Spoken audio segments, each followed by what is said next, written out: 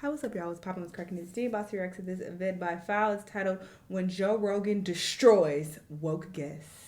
Oh, let's see who he destroys on this vid. Let's watch. These are times when Joe Rogan destroyed woke guests on the show. I mean, if you're choosing to add hormones to a child's body, that's a choice. An actual woman. Yeah, I said actual. Off. Gender's not just genitals, it's in your mind. Right. In this video, you will see every time Joe Rogan destroyed woke guests on his show, beginning with Adam Conover, who got owned on the topic of trans children. The exchange began when Joe asked Adam for his opinion on trans athletes, to which he stated that he sees nothing wrong with trans competitors.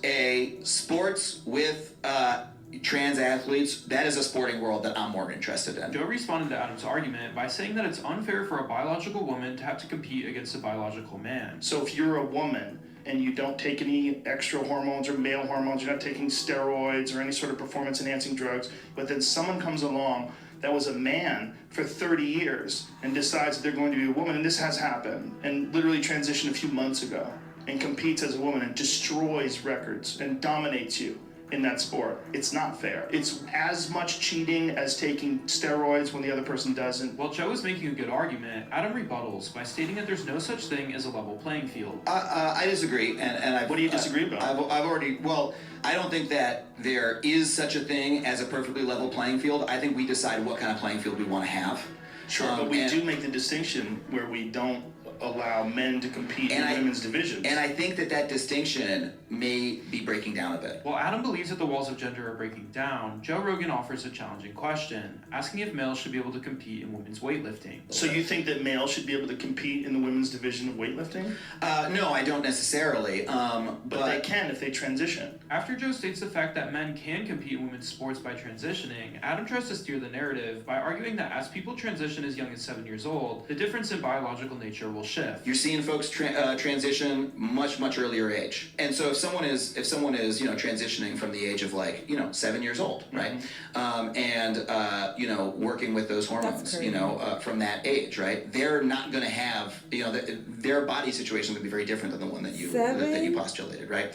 Joe pushed back on the idea of transitioning kids, stating that 7-year-olds don't even know who they are. There's no reason to give kids hormones, and there's no reason to decide before a person's frontal lobe is completely fully developed, which doesn't even take place till they're 25. You're going to let them decide what sex they're going to be for the rest of their life? This is when Adam starts talking about his friend with the trans kid, and how because he feels like a girl, he must get hormones, implying that it's not a choice. To which Joe disagrees. I have a friend who has a trans kid. He's explained that, my child from a very young age consistently said, I am a girl, and has never contradicted themselves, never changed their mind. And so the humane thing, and the thing that he felt was good to do as a parent, was to embrace that choice on his child's part, right? Embrace that choice meaning hormonally.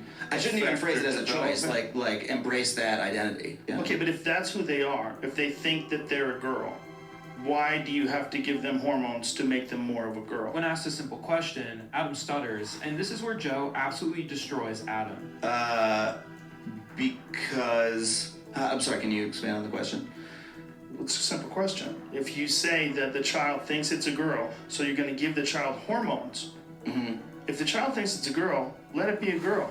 Why are you adding hormones? If you're shooting hormones into a child and you're affecting the child's development, you're saying that's not a choice. That's nonsense. Of course it's a choice. You're choosing to chemically change this child's body. Yeah. And you're saying that this isn't a choice. Well, it's definitely a choice to do that. With no ability to provide a strong argument, and the comment feedback on the video being almost entirely negative, with viewers stating things such as, if I had a penny for every time Adam declared that he wasn't an expert, we could hire an actual expert to tell him how wrong he is. It's safe to say that Adam had no clue what he was talking about and got absolutely destroyed, but at least he listened to Joe's argument and didn't interrupt, unlike the next woke guest, Pete Dominic, who smugly stated that the United States Constitution should be rewritten. Our Constitution is also silly. Let's remake everything. Have a serious conversation about what kind of guns and bullets people can have. There's so much better that we can do. While Pete means well and wants reform to stop gun violence in America, the biggest question is how. Every study will show you that there are far too many guns in America to confiscate them all. So, how do you collect them? Joe Rogan believes that it's impossible, while Pete believes in government buybacks. There's so many guns. You're not getting them all.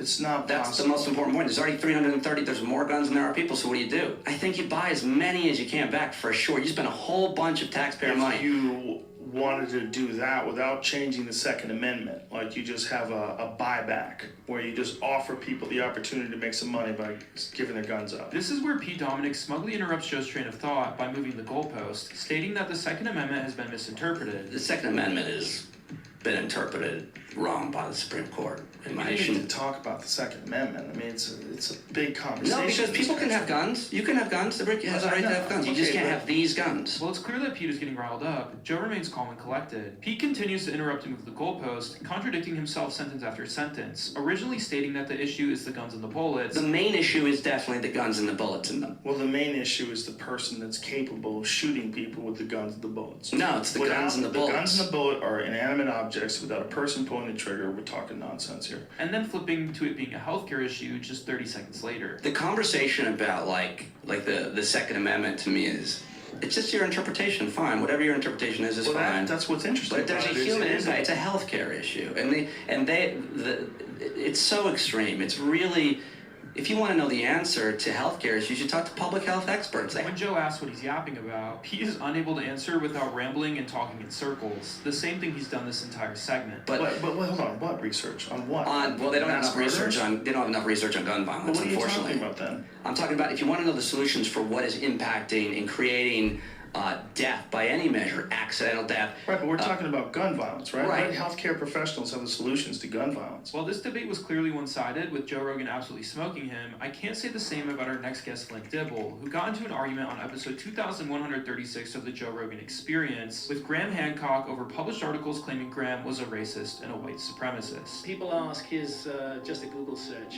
Archaeologist Flint Dibble says Hancock's claims reinforce white supremacist ideas, stripping indigenous people of their rich heritage, and instead giving credit to aliens or white people. Actually, I've never. Did you really say that? When Joe Rogan tries to confirm if Flint Dibble actually made these claims, Flint denies repeatedly. No, I said that this idea of Atlantis, the way it goes back 200 years, it has been used for those reasons. So are you saying your quote is incorrect? I think that it's editing me out of context, Graham. I've never called you a white supremacist or a racist. No, Flint argues that he only labels the sources Graham uses as racist, and not Graham himself, but Joe disagrees. Joe believes that by associating Graham with these claims, Dibble is trying to get him canceled. This quote here, reinforce white supremacist ideas, stripping indigenous people with a rich heritage, and instead giving credit to aliens or white people. None of those things are true. I know, Graham doesn't even talk about aliens. Right, but and so that's did you why say that? I said that not in specific relation to Hancock's claims, but in specific relation to this narrative of Atlantis that has gone back hundreds of years. Flint adamantly denies these claims, but what he didn't know is that Graham came with more receipts. As Dibble, here's the Guardian, so they're misquoting you, are they? As Dibble states, such claims reinforce white supremacist ideas. They strip indigenous people of their rich heritage and instead give credit to aliens or white people. Why didn't you get the Guardian to put that right? When pressed on the issue, Flint is unable to give a clear answer and appears to dodge the questions. Well, I don't. Did you actually say that though? I did not say that Graham reinforces white supremacist ideas. As I've said, So this quote is not real? They stripped the stories of Atlantis? Yes, right? So the quote reinforce white supremacist ideas, that's not yours.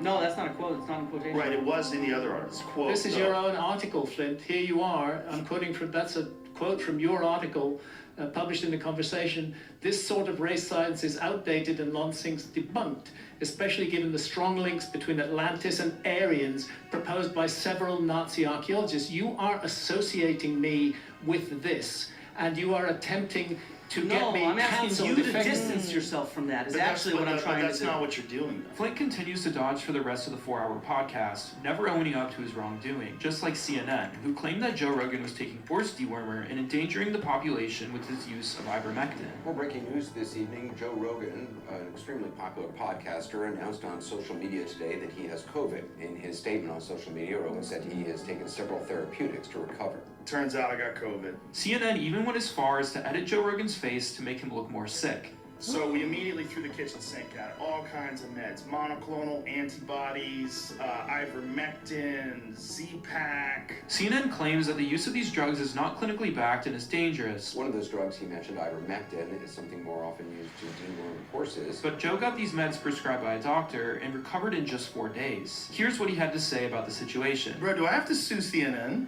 CNN is saying I'm taking horse dewormer. Yeah, what, so... They must know that that's a lie. There's a lot of people saying it. Right. I literally got it from a doctor. After talking about where he got it, he puts the final nail in the coffin for CNN. This is the grand conspiracy, right? The grand conspiracy is the pharmaceutical companies are all in cahoots to try to make anybody who takes this stuff look crazy. But what's crazy is look how better I got. Yeah. I got better pretty quick, bitch. Let's go to, like... With CNN going as far as editing footage of Joe to make him look incredibly sick, while also making several false claims, it's safe to say that Joe took the dub in the end, although CNN never acknowledged any wrongdoing. I was locked in watching this. This low-key makes me want to start listening to the Joe Rogan podcast. I mean, of course, I know it's very popular, but I never really had too much of an interest to check it out. But I think I might start watching it here and there, you know? Just to hear what talking points, you know, that they're making. Because I do like watching podcasts when I'm walking on the treadmill. So I have to add this to my playlist. Y'all let me know what y'all think, though. Let me know what other videos you want to watch, and I'll see y'all in the next one. Bye!